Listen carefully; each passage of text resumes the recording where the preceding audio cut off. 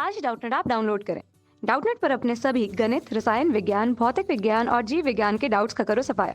बस प्रश्न की फोटो खींचो, एक ही प्रश्न को क्रॉप करो और तुरंत वीडियो सोल्यूशन पाओ। अभी डाउनलोड करें। नमस्कार दोस्तों, स्वागत करता हूँ आप सभी का। आपका प्रश्न निम्नलिखित नियमों में से किस एक नियम के आधार पर यह सूचित होता है कि जब दो या अधिक गैसें एक दूसरे से अभिक्रिया करती हैं तो उनके आयतन एक सरल अनुपात में होते हैं। ठीक है ना।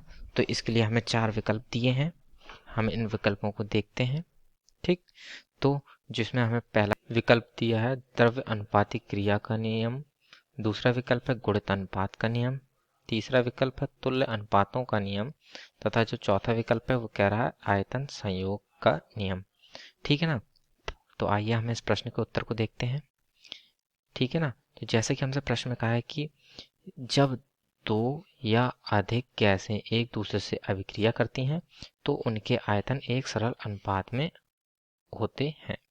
ठीक है ना। तो जैसे कि हमारे इस प्रश्न में यहाँ पर समान आयतन के लिए नियम पूछा गया है।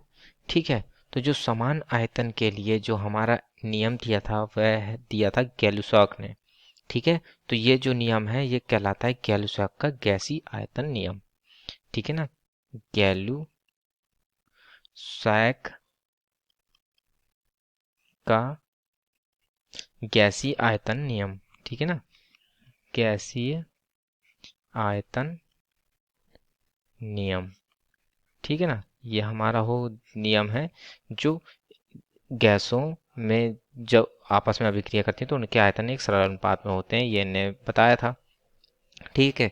तो ये नियम क्या कहता है, जब गैसें परस्पर रासायनिक अभिक्रिया करती हैं, ठीक है ना, जब गैसें परस्पर रासायनिक अभिक्रिया करती हैं, परस्पर रासायनिक अभिक्रिया करती हैं, ठीक है ना, अभिक्रिया करती हैं